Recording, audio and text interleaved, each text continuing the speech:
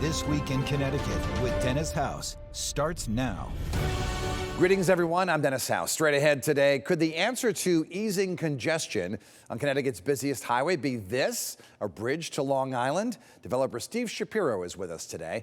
Also, another new college president in our state. We will meet Marie Harden, taking the reins of Quinnipiac University.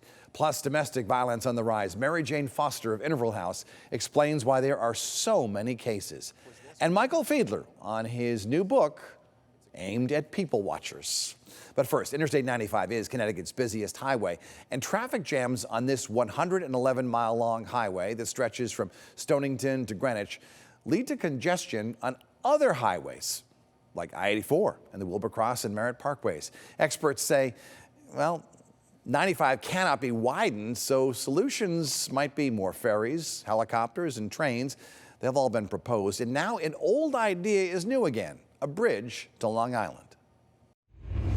Joining me now is developer Steve Shapiro, and it is his idea to build what is behind us, and this is a bridge over Long Island Sound, connecting New York and Connecticut. Mr. Shapiro, good to see you here on the program. Thank you for having me, Dennis. Appreciate it. So why do you think we need a bridge? Well, they've had this idea for 90-plus years. FDR, Yes, we talked about it for decades. Yeah, FDR, Robert Moses, Rockefeller. More recently, Cuomo did a study back in 2017, and you know, considering how short the distance is, anybody that goes to the beach here in Connecticut on the Sound and they see it right there, you know, and even since I was a kid, I just thought it was silly that there was no easy way to get there when it's right there. So this would go from Bridgeport to where? The Sunken Meadow Parkway, which is just to the west if you go straight across from Bridgeport. I think putting it in Bridgeport's imperative. There's been proposals for various locations over the years, but I think Bridgeport's really the sleeping giant of our state in terms of a city that can be rebirthed, and I think we do need to invest more in our cities in the state. So it would give Bridgeport much more in that regional transit hub for a lot of future development for the city potentially. Because this is 14 miles long, correct? Correct. And it is actually shorter if you put it in Stamford or you put it in New London, correct? Correct. And the problem with putting it in Stamford, and they've proposed Rye Oyster Bay as well, that's the peak of our traffic. Yeah. The biggest hindrance in this state is traffic. It's everywhere. Lower Fairfield County, it's the worst. It was ranked the worst highway in the country for traffic, 95 from Bridgeport to Stamford. Putting it in Bridgeport, you're alleviating any car from Long Island that drives to New England going through that stretch of highway, and putting it where there's less traffic, which is east and north of Bridgeport. You obviously have Route 8 that goes north of there, giving them various options to connect to the Merritt Parkway, connect to 84, and go on their way to other points in New England. So obviously it would alleviate traffic, right? This would go from I-95 and you'd be able to just jump onto the bridge out of Bridgeport and go Correct. to Long Island, then into the city if you wanted to. What would something like this cost? Estimates are in the $50 billion range, which I actually think's a conservative estimate, meaning it's higher than it potentially could be. When they did the Cuomo Bridge in New York about a decade ago, it was $4 billion for 3 miles. So if you prorate that out, it comes to only about $20 billion. Obviously, we got to adjust for inflation. And I think having a train deck is very important for this, more public transportation use, less pollution. So my numbers based off that's in the 30-ish range, but at 50, I think you're better safe than sorry. And who pays for it? Is this I think state, the only, federal, or how would this work? Federal only. I mean, we pay too many taxes. New York pays too many taxes. If the taxpayers have to pay for this, there's no point in doing it. Do you think the federal government would want to spring for that? I think it's a loan by the federal government, right? It gets paid back in the tolls. Okay. And your economic growth on an annual basis to the GDP is $10 billion with all the savings, the added tourism. I mean, Connecticut's one of the lowest 10 states in the country for tourism. I don't know if you knew that, but considering our location in the heart of the Northeast megalopolis to be that low, the growth from that, if you prorate that $10 billion over 50 years, it's 10 to 1 on the initial investment of the $50 billion. What would the toll be to cross it one way?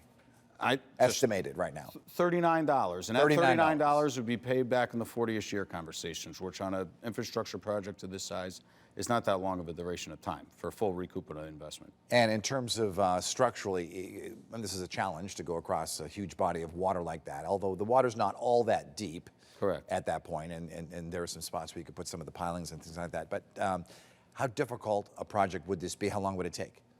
I mean, I'm not an engineer. I'm a real estate developer, but I've never built a bridge. But, that's what the bridge engineers would be for. But estimate would probably in the, 5 to 10 year range somewhere in that neck of the woods. So 5 to 10 years. And there are some who say it would really damage the ecosystem forever in Long Island Sound. What do you respond? No, environmentalists are never going to be a fan of a proposal like this. But, I point to the fact that if no one from Long Island has to drive all the way around, and vice versa from Connecticut has to drive all the way around, it's taking 300,000 cars off the road annually and the pollution that's saved. And I think the long-term benefits to that, not to mention, one day Long Island's going to get another major hurricane impact like they did with that Long Island Clipper back in 1938, which also damaged our state tremendously. Asking all those people from Long Island to evacuate over 3 million people through New York City and not give them an opportunity to save their lives and cut down pollution, I think outweighs the biggest issue is going to be the noise during the construction for the fish. You got to give and take a little bit here and look at the bigger picture. What would be the economic impact to Connecticut, Bridgeport specifically, if this were to be built? Well, Bridgeport has so much potential. It's a deep water harbor. It's an hour from New York City. It's got the train. It's got multiple highways, could potentially have this as well. It would be fantastic for back offices for the city.